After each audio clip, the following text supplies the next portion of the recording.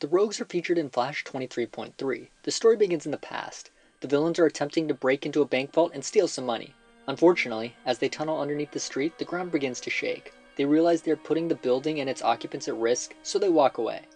One of the crew's rules is that they don't harm innocents.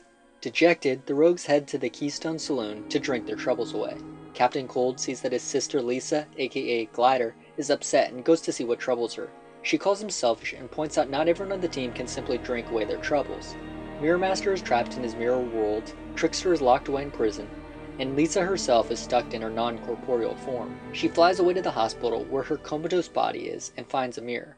She then puts herself at risk and uses her powers to pull Mirror Master into the physical world. It works, but her body is damaged in the process. When Captain Cold finds out, he is obviously upset, as his sister's condition is now worse than ever. In his anger, he blames the other rogues and walks away. Later, after some drinks, Captain Cold returns to the bank and brazenly performs a smash and grab. When the police arrive, he breaks one of the rogues' rules and violently attacks him. The other rogues arrive and help him out of the jam. They pull him into the mirror world where they work out their disagreement. After some apologies, they all agree that the rogues must stick together. With that, the group heads to Iron Heights prison to break out Trickster. The breakout coincides with the events of Forever Evil #1, and the rogues then head to the secret society meeting held by the crime syndicate. Although the group is initially impressed, they are shocked when they return to the Gem Cities. Seeing the chaos, the rogues are left wondering what to do next. Big surprise, another villains group not on board with the Secret Society. Yeah, so few are at this point. Like, the only ones I can only think of are, like, Scarecrow and Cheetah. I guess nobody wants to team up with the crime syndicate.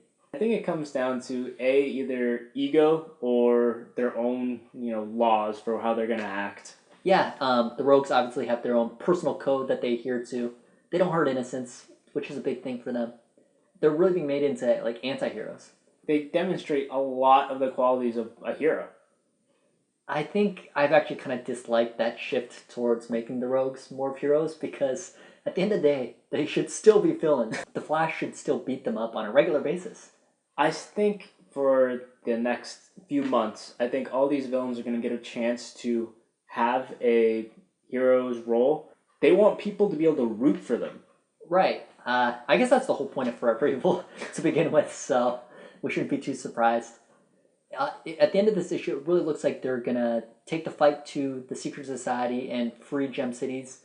I know in the first Flash Villains Month, which featured Grodd, he basically took over the Gem Cities, which he'd actually done before in the actual Flash series. And in that story arc, the Rogues actually teamed up with the Flash to take Grodd down there. So this is almost kind of like a repeat. Part 2 without the Flash this time, so, they got to rely on their power set a little more. That's true. In this issue, they also kind of talked a little bit more about the origins of the Rogues in the New 52. It had already been addressed in the actual Flash series, but they did it again here, probably for readers who aren't up on that. But now all the Rogues' power sets are actually incorporated into them. They don't have devices anymore. It's like coded in their genetics. I think that kind of detracts from who they were. Before the New 52, I thought it was kind of always cool that, Cold comes around with his guns, and they all have their own machines that they use to become powerful. There's like more than one Mirror Master as well, because he just had his little... Yeah, it's mirrors. Like a legacy you can pass down. Now it's them. It's like, their superpowers. Speaking of Mirror Master, though, there's actually a pretty important development in this issue. He had been trapped in, like, the mirror world, but here he gets pulled out, and he's actually back in the physical world. So that's an important development going forward, not just in Forever Evil, but the Flash in general.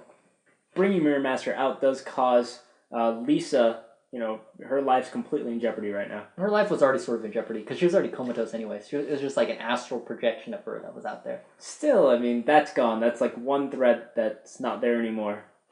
I do kind of like how Cold goes on a bender in this issue, and basically just says, if the Rogues don't want me as their leader anymore, screw them. I'm just gonna go start, breaking things. But there's like a bond between the Rogues, and they actually come and take care of him. And they actually say, we need each other, man, now more than ever. And the Rogues just gotta stick together. They do have a very familial connection. They really look out for each other, and I think that's going to be a real important part in the tie-in for the Rogues, which is going to be the Rogues Rebellion, where they're going to be freeing the Gemstone Cities. Yeah, they got to protect it, A, from Grodd, and B, I guess from the larger Secret Society and Crime Syndicate. but that's going to be like the first of 3 Forever Evil tie-ins. The other one's going to be Forever Evil Argus, which will focus on Steve Trevor as he tries to rebuild Argus after the events of Trinity War. Amanda Waller's kind of in trouble now too, since she, was pretty hurt during the attack on Belle Reve Prison. And then the third tie-in is actually going to be Arkham War, which will feature the escaped inmates of Arkham Asylum and Blackgate Prison, kind of having civil war in Gotham. That's the one I'm looking forward to the most. I mean, who doesn't look forward to just seeing Batman villains going at it? Well, Batman probably does have the best villains of any comic book superhero. But I don't know. I'm kind of looking forward to the Rogues. I like them. As a grade, though, for the Rogues one-shot in Villains Month, what would you give it? I'd give it a 3.5 out of 5. I thought it was one of the better Villains Month issues. I think villains with codes are easy to root for and really needed in the era without heroes. I'd give this issue a 4 out of 5. Unlike with other Villain Month issues, the events in this one actually mattered. Mirror Master entering the physical world will have a lasting impact that goes beyond even Forever Evil. Thanks for watching B3 Comics review of the Villains Month Rogues one-shot. Before we go, we have a question for you. Which of the 3 Forever Evil tie-in series are you looking forward to the most? Leave your answer in the comments below, and if you like what you saw, give us a thumbs up.